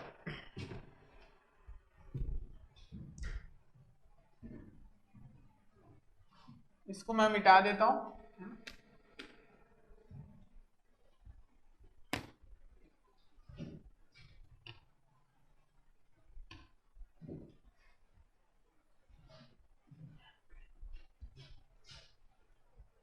चलिए पहले अप्रोच क्या होगी हमारी, सबसे पहला हम लिखेंगे गिवन डाटा, ठीक है, सबसे पहले क्या लिखेंगे, गिवन डाटा, गिवन डाटा, ठीक है।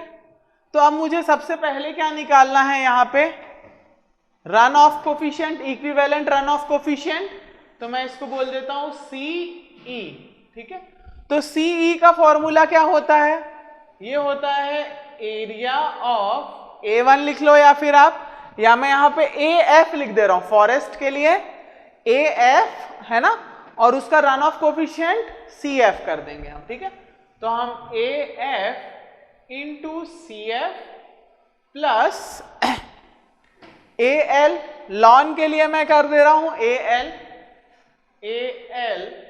इंटू लॉन का रन ऑफ कोफिशिएंट कितना है 0.11, तो लॉन का लिख लेते हैं CL plus AC into CC divided by total area, total area क्या हो जाएगा AF plus AL plus AC, ठीक है। अब इसको हम रखेंगे फॉर्मूले में, वैल्यू रखेंगे तो कितना आ जाएगा, C कैलकुलेट करेंगे हम, C की वैल्यू कितनी आ रही है, पहले AF लिखोगे कितना आ जाएगा 250 आ जाएगा AF, उसका CF है 0.1 प्लस AL है मेरे पास, लैंड एरिया है 50 और उसका रन ऑफ कोफिशिएंट है 0.11 प्लस कल्टीवेटेड लैंड का एरिया कितना है, कल्टीवेटेड लैंड का एरिया है 200 इंटू उसका रन ऑफ कोफिशिएंट है 0.30 डिवाइडेड बाय टोटल एरिया हमको पहले ही दिया हुआ है ऊपर 500 हेक्टेयर्स है ना, इसको ऐड करोगे तो भी कितना आएगा 500 हेक्टेयर्स। चलो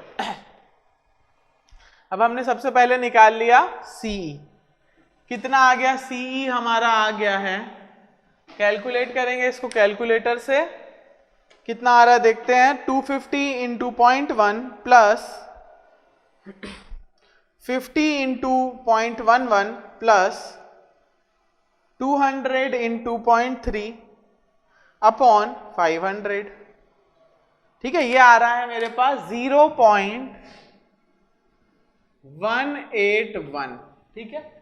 C आ चुका है मेरे पास, अब मुझे क्या निकालना है, अब मैं पहले या तो मैं पहले चाहूं तो टाइम ऑफ कंसंट्रेशन निकालना पड़ेगा मुझे, क्योंकि यहां कहीं पे भी ड्यूरेशन ऑफ रेनफॉल दिया है क्या आपको? क्वेश्चन देखो पूरा अच्छे से, कहीं दिया है ड्यूरेशन? ड्यूरेशन नहीं दिया। तो इंटेंसिटी निकालने के लिए ड्यूरेशन जरूरी है ना? तो उसके लिए सबसे हम पहले क्या करेंगे, किरपिच इक्वेशन से क्या निकालेंगे? किरपिच इक्वेशन से हम निकालेंगे टाइम ऑफ कंसंट्रेशन, ड्यूरेशन, ठीक है? तो किरपिच इक्वेशन का फॉर्मूला क्या होता है? TC इज इक्वल्स टू 0.01947 जब आजाद हुए थे हम, है ना, into L power 0.77 into S power minus 0.385, ठीक है? यही होता है किरपिच इक्वेशन। अब लेकिन L दिया है आपको, L कितना दिया है? L मुझे दिया हुआ है ऑलरेडी 3000 मीटर। L को हम मीटर में लेते हैं ना, इस फॉर्मूले में दिया हुआ है 3000 मीटर। और क्या दिया हुआ है? Highest point two outlet point. Outlet point तो लोएस्ट होता है, तभी तो सारा पानी वहां पे आ जाता है। तो ये कितना है? 25 मीटर। तो मैं लिख सकता हूं डेल H, है ना, हाइट डिफरेंस कितना है? 25 मीटर। तो आपको पता है स्लोप इज इक्वल्स के, स्लोप कैसे निकालते हैं हम? Difference in height upon total length. तो डिफरेंस इन हाइट कितना हो गया? 3000 डिवाइडेड बाय 25। तो S आ जाएगा मेरे पास, उल्टा कर दिया मैंने, है ना, सॉरी, 25 डिवाइडेड बाय 3000, ठीक है? तो ये कितना आ जाएगा? 25 डिवाइडेड बाय 3000, ये आ जाएगा 8.33 into 10 to the power minus 3 into 10 to the power minus 3।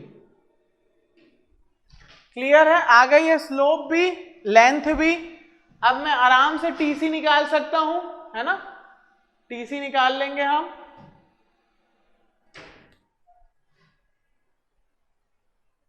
इसको ठीक से लिख लेते हैं पहले एक बार। चलो नेक्स्ट देखते हैं हम। ठीक है, ये 500 डिवाइड में याद रखना, ठीक है, कंफ्यूज मत हो जाना।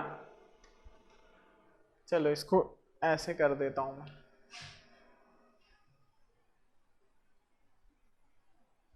ठीक है, 500 क्या है डिवाइड में, अब तो हमारा आ गया है कोफिशिएंट, ठीक है, जरूरत नहीं है।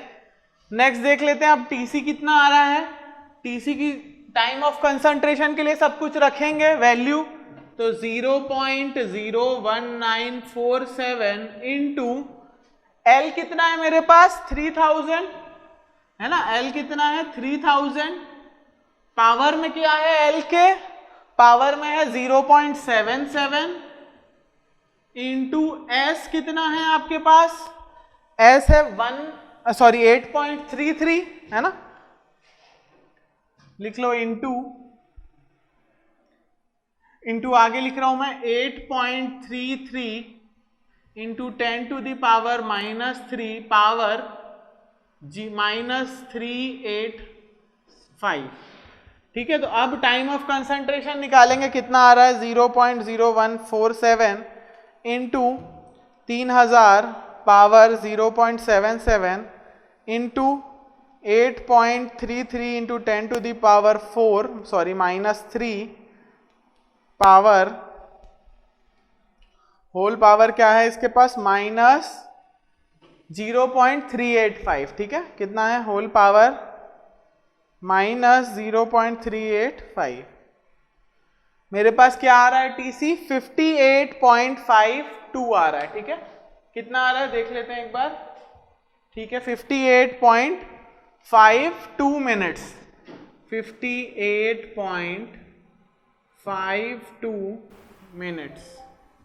ठीक है, आ गया TC, मतलब ड्यूरेशन अब मेरे पास आ गया है। अभी तो हमारा प्रॉब्लम आधा सॉल्व नहीं हुआ है, ठीक है ना, अभी तो स्टार्ट है बस। चलिए आगे देखते हैं।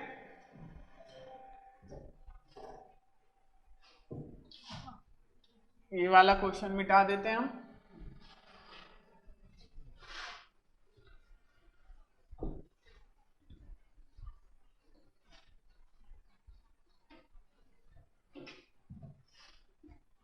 अच्छा, आगे अब आप क्या करोगे, देखो यही फॉर्मूला रख के क्या निकालूंगा मैं, आई निकालूंगा, और उससे फिर मैं क्या करूंगा, Q is equals to CIA करके पीक निकाल लूंगा। ठीक है, चलो आओ देखते हैं आगे। तो I इज इक्वल्स टू क्या हो गया formula, I is equals to 6.311 T। अब मैं यहाँ T डायरेक्ट लिख दे रहा हूं, ठीक है। T कितना है, रिटर्न पीरियड, कौन से रिटर्न पीरियड के लिए निकालना है हमको, 25 ईयर्स के रिटर्न पीरियड के लिए निकालना है ना। किसके लिए निकालना है, 25 ईयर के रिटर्न पीरियड के लिए, कि आई कितना होगा, इंटेंसिटी ऑफ रेनफॉल कितनी होगी। ठीक है, तो यहां मैं लिख दूंगा टी की जगह 25, और उसके पावर में क्या आएगा, देखो लिखा है कितना लिखा है, 0.15 0.1523। ठीक है, नेक्स्ट आगे देखते हैं, आगे क्या दिया हुआ है, डी दिया हुआ है। अब डी मेरे पास क्वेश्चन में नहीं था, मैंने निकाला है ना, कितना था, 58.5 58.52। ठीक है, नेक्स्ट क्या दिया, प्लस 0.5 पावर क्या आ रही है, 0.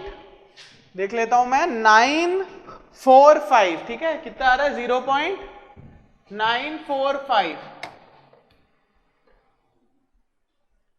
0.945। ठीक है, अब इसको सॉल्व करेंगे तो आई कितना आ रहा है चेक कर लेते हैं। आई आ रहा है 311 इंटू 25 पावर 0.1523 58.52 प्लस 0.5 पावर 0.945। ठीक है, ये आ रहा है 0.218। ठीक है, चेक कर लेते हैं एक बार सही है कि नहीं।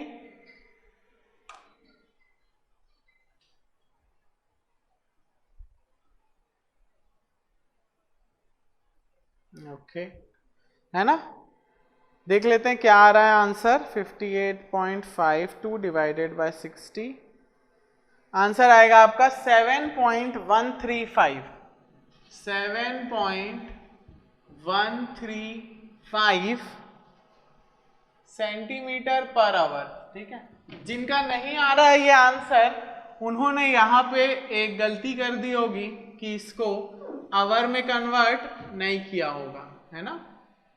ठीक है, तो ये चीजें बहुत ध्यान रखेंगे, भले हमने इतना मेहनत कर ली, अब अगर इसको मिनट में रख देते तो आंसर क्या आ जाता, बहुत ही अलग आ जाता। ठीक है, तो हमको इसमें हावर में रखना है। ठीक है, तो डिवाइड किससे किया मैंने, 60 से, तभी मेरा आंसर कितना है, 7.135। ठीक है, चलो आगे देखते हैं। आगे अब क्या करूंगा मैं, इंटेंसिटी आ गई है, ड्यूरेशन भी आ गया है, और सी भी आ गया है मेरे पास, और एरिया तो है ही मेरे पास। ठीक है, तो चलो अब हम निकाल लेंगे Q peak is equals to कितना हो जाएगा, Q peak is equals to, formula क्या होता है, CIA। ठीक है, C कितना आया है, 0.181। ठीक है, इंटू I कितना आया है मेरे पास, 7.135 into 10 to the power -2 divided by 3600 into A कितना है, 500 हेक्टेयर्स 500 हेक्टेयर्स, तो इंटू 10 टू द पावर 4। ठीक है, अब हम कैलकुलेट करते हैं कितना आ रहा है, चेक करेंगे तो ये 0.181 इंटू 7.135 इंटू 500 डिवाइडेड बाय 36, ये आएगा 17.93। एक बार और चेक करते हैं कहीं गड़बड़ तो नहीं हुई है हमसे, है ना। चलो एक बार और देख लेते हैं। ठीक है, एक बार और देख लेते हैं। सी ठीक है हमारा, ये भी सही है, देख लेते हैं। 3600 है ना, into 10 to the power 4 into 10 to the power -2। चलिए तो कैलकुलेट करते हैं हम, तो आंसर आ रहा है 17.906 मीटर क्यूब पर सेकेंड। ठीक है, तो बुक में गलत था आंसर, हमारा आंसर सही है। ठीक है, तो इसलिए आप कंफ्यूज नहीं होंगे, कहीं आपको बुक में भी मिल जाएगा ऐसा क्वेश्चन, उसमें आंसर गलत है, यही आंसर सही है। ठीक है, उसमें भी आप कैलकुलेट करके निकालोगे तो आंसर इतना ही आएगा। ठीक है, चलो, उसने आंसर बस गलत दे दिया है। तो अब पहला क्वेश्चन तो आ गया, आंसर कितना 17.806। ठीक है, चलो अब आगे देखते हैं सेकंड क्वेश्चन क्या बोल रहा है। सेकंड क्वेश्चन बोल रहा है the 25-year peak runoff if the forest cover has decreased to 50 hectares। क्या हो गया, फॉरेस्ट कवर जो 250 था, अब वो कितना बचा है, सिर्फ 50 बचा है। ठीक है, और क्या बोल रहा है, cultivated land has encroached upon the lawn and forest land to have total coverage of 450 hectare. ठीक है, तो क्या किया, ये जो खेती हो रही थी इन्होंने क्या कर दिया, 200 हेक्टेयर इसका हड़प लिया, किसका, फॉरेस्ट का, और लॉन का भी पूरा का पूरा ले लिया। तो अब लॉन हो गया है 0, लॉन हो गया है 0, और हमारा कल्टीवेटेड लैंड कितना हो गया है, ये हो गया है 450। ठीक है, और हमारा फॉरेस्ट कितना बचा है, 50। बस देखना आप कितना डिफरेंस आ जाएगा। ठीक है, जब हम फॉरेस्ट को हमने किस में कन्वर्ट किया है, सिर्फ कल्टीवेटेड लैंड में, तो कितना डिफरेंस आएगा पीक डिस्चार्ज में। ठीक है, ये देखना आप। ठीक है, और बल्कि हम फॉरेस्ट में घर बना दे रहे हैं आजकल, है ना, रोड बना दे रहे हैं, तो हम कितना बाढ़ को बढ़ावा दे रहे हैं, आप खुद चेक कर लोगे अभी। ठीक है, तो चलिए हम सेकंड वाला निकालते हैं कि जब फॉरेस्ट भी कम हो गया है, लॉन भी कम हो गया है, कल्टीवेटेड लैंड एरिया बढ़ चुका है। ठीक है, चलो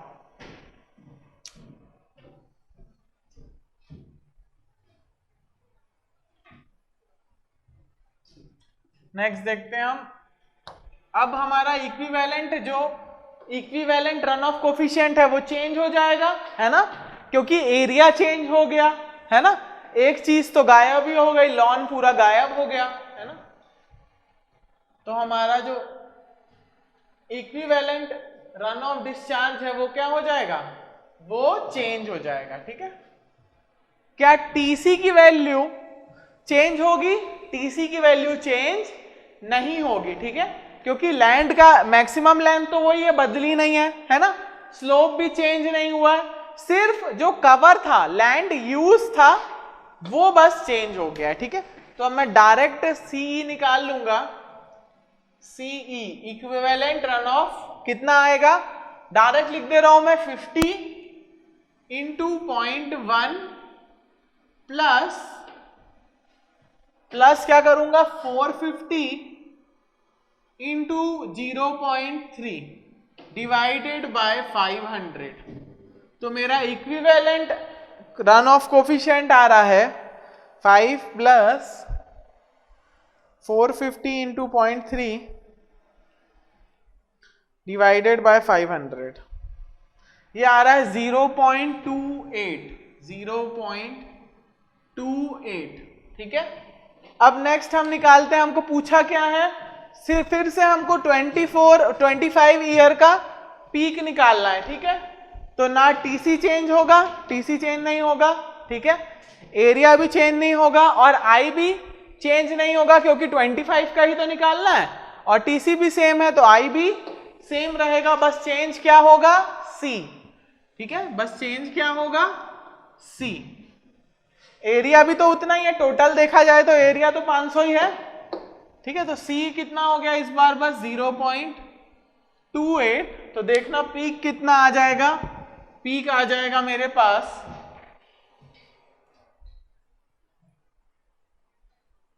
0.28 into 7.125 into 500 divided by 3600 into 10 to the power +2 ये आ रहा है 27.708, ठीक है, कितना आ रहा है 27.708,